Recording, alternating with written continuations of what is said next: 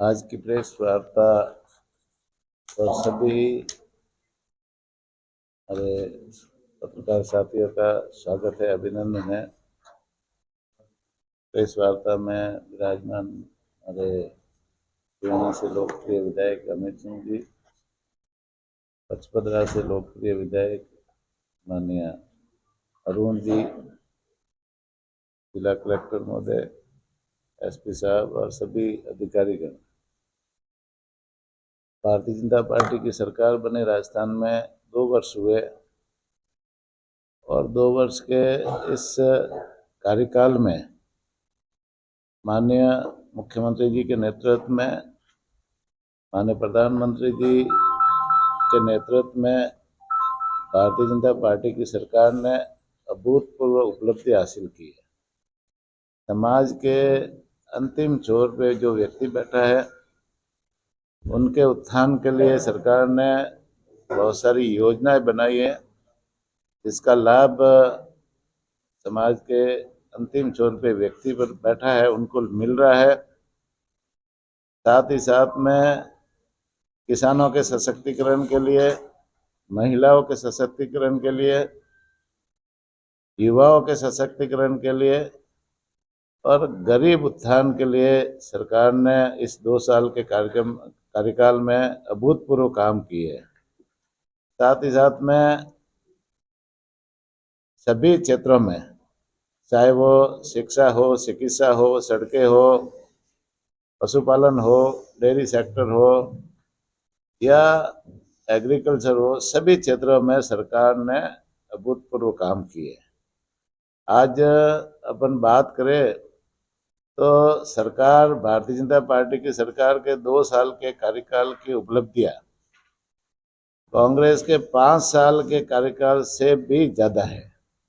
तो निश्चित रूप से माननीय मुख्यमंत्री जी ने जो काम 2 साल के कार्यकाल में किए हैं, वो इस राजस्थान के सशक्तिकरण के लिए बहुत ही महत्वपूर्ण है।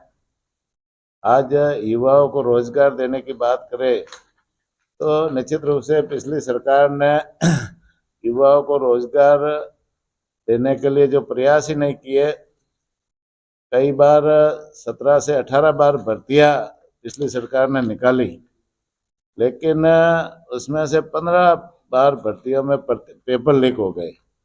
उस कारण से युवाओं को निराशा झेलनी पड़ी। उनकी मेहनत के ऊपर निश्चित रूप से पानी फिर गया।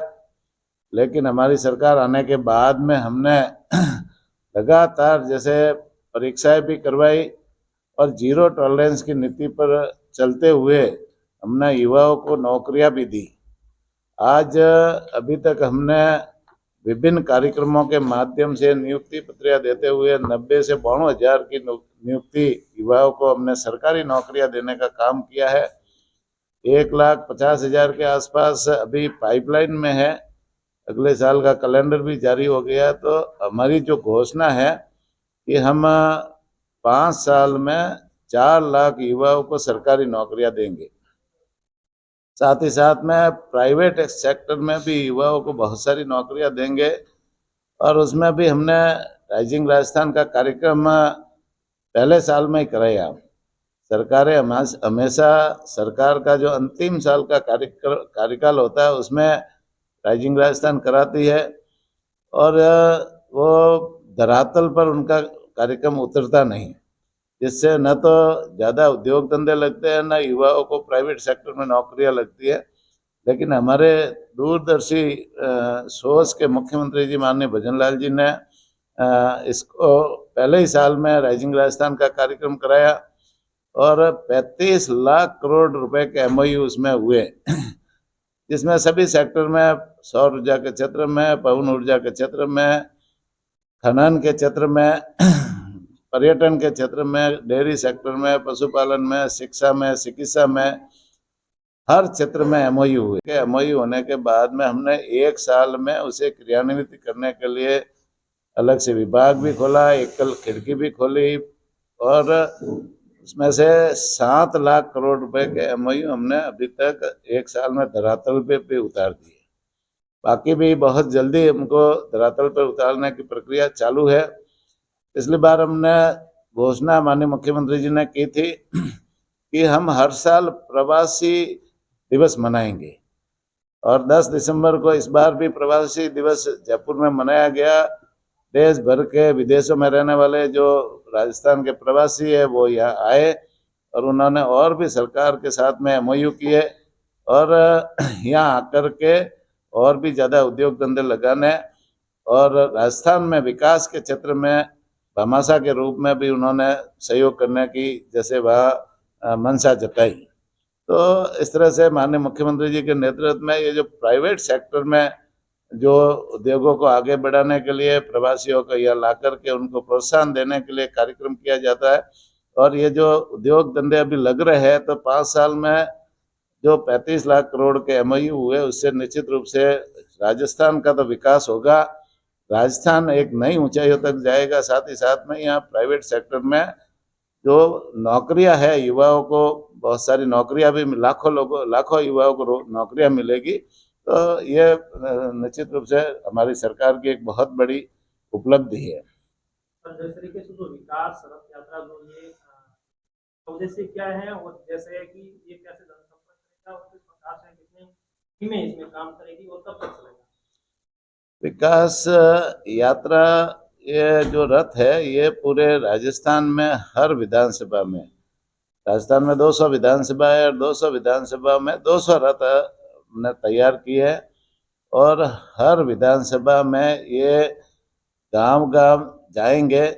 इनका रूट यहाँ से प्रशासन ने तय किया है, और उस रूट पे जाते हुए ज़्यादातर पंचायतों को टच करते हुए राजस्थान सरकार की 2 साल की जो उपलब्धि है, उन उपलब्धियों का वहाँ पर गांव वालों को बताएंगे। और वहाँ जैसे भारत सरकार की, राजस्थान सरकार की योजनाओं का प्रचार भी होगा, जिससे नीचे स्तर के जो समाज के अंतिम छोर पे जो व्यक्ति बैठा है, उनको उन योजनाओं का मालूम पड़ सके, और योजनाओं की क्रियान्विति में उनका, हमारा सरकार का सहयोग मिले, और ज़्यादा से ज़्यादा योजना समाज के अंतिम छोर पे नीचे वाली पंक्ति पे बैठा है उन तक योजनाएं पहुंचेगी, तो वो योजनाओं का लाभ भी ले पाएगा।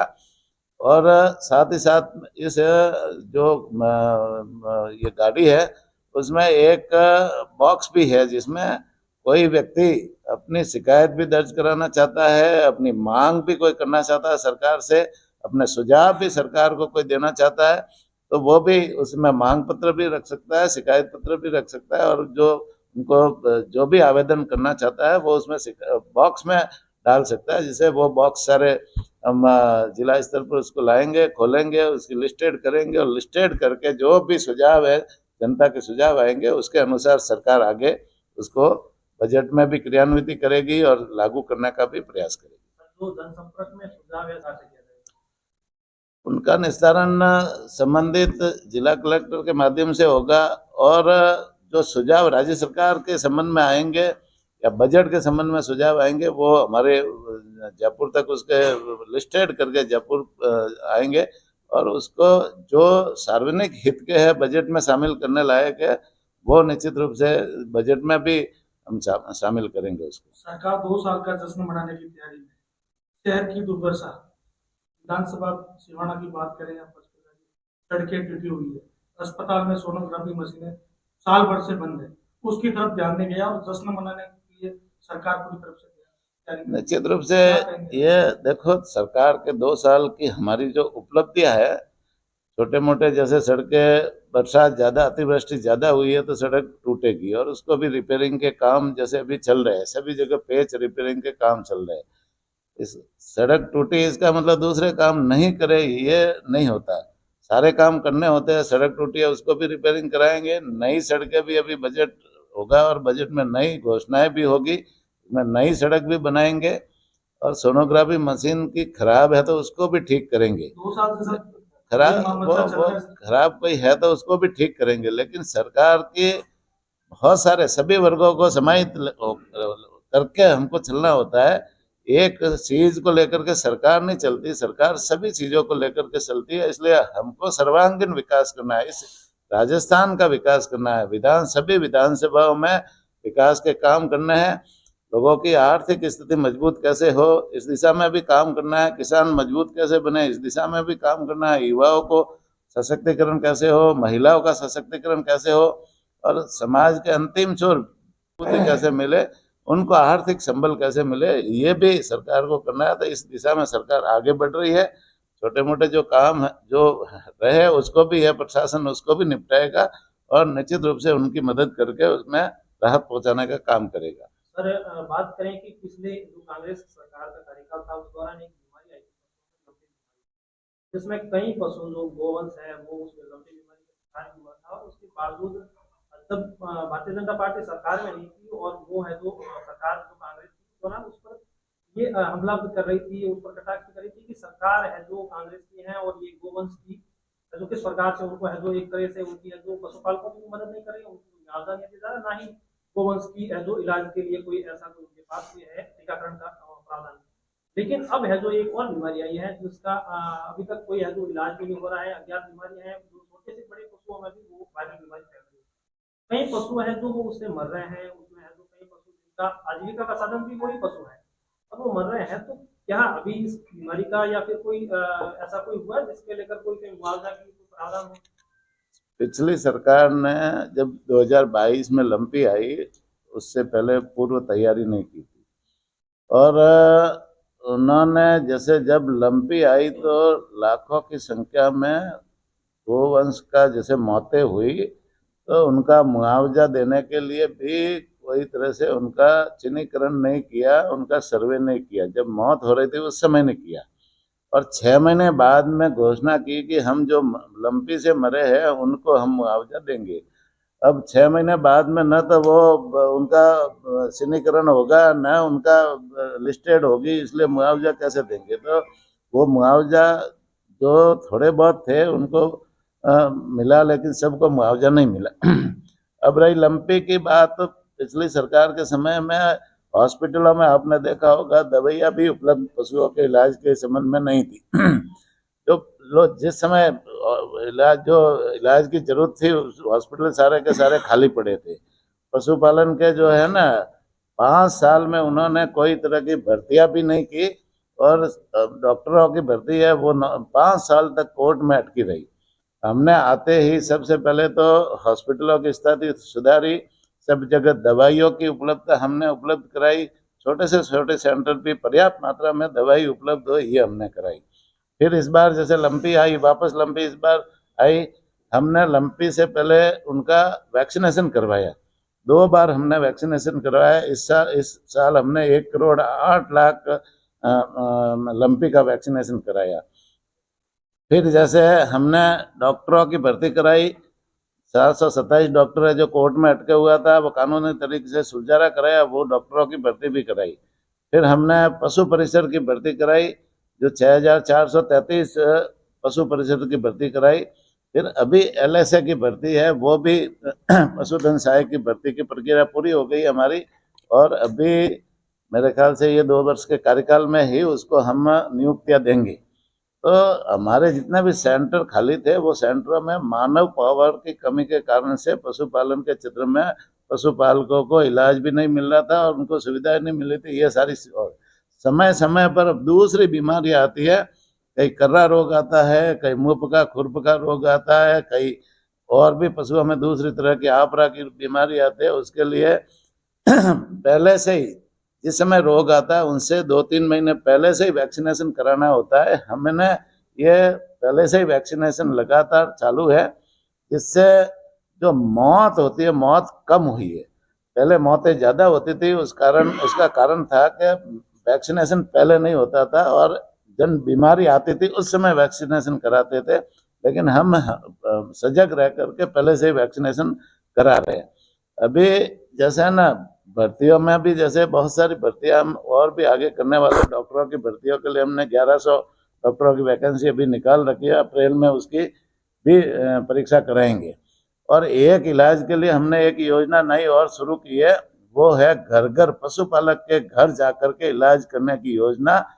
वो है मोबाइल वेटरनरी यूनिट, और उसमें एक डॉक्टर है, कंपाउंडर है, हेल्पर कम ड्राइवर है, दवाइयाँ है पशुओं के इलाज के संबंध में, और on call 1962 number call centre है।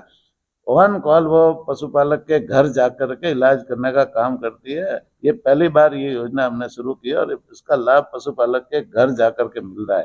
तो अभी पशुपालकों के पर्याप्त मात्रा में हम इलाज भी कर रहे हैं, उनको सुविधाएं भी दे रहे हैं। नए सेंटर भी हमने 700 खोले और 300 से ज़्यादा संस्थाओं को कर्मोन्नत भी किया है, और भी इस साल हम और सुविधाओं को बढ़ाने के लिए बजट में जिस तरीके से निराश्रित जो पशु हैं वो है जो कहीं ना कहीं घूम रहे हैं, आवारा जो नंदी है वो भी है जो आमतौर पर पैरवी करें। नहीं, बिल्कुल इसमें पैरवी कर रहे हैं। राजस्थान की जनता के साथ में आप हो तो आपकी क्यों नहीं पैरवी कुछ जिलों करेंगे? में भूखल भी दिए गए थे, लेकिन 2 साल से ये मामला अटका हुआ है। जमीन भी पत्रकारों के लिए आवंटित करने का नहीं, यहाँ नोकल स्तर तो कलेक्टर साहब है ना, कलेक्टर साहब आप कर सकते हो। नोकल स्तर पे तो आप नगर परिषद में मामला अटक जाता है। नहीं, नगर परिषद भी आप ही के कंट्रोल में है। नगर परिषद में हम्म,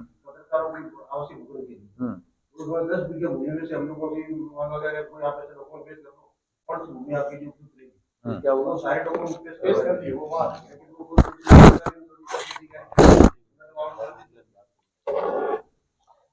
इसमें तो कलेक्टर साहब आप रुचि लेकर के इनके जो वो है ना भूखंड देने के जो एक जो लिस्टेड इनके जो है ना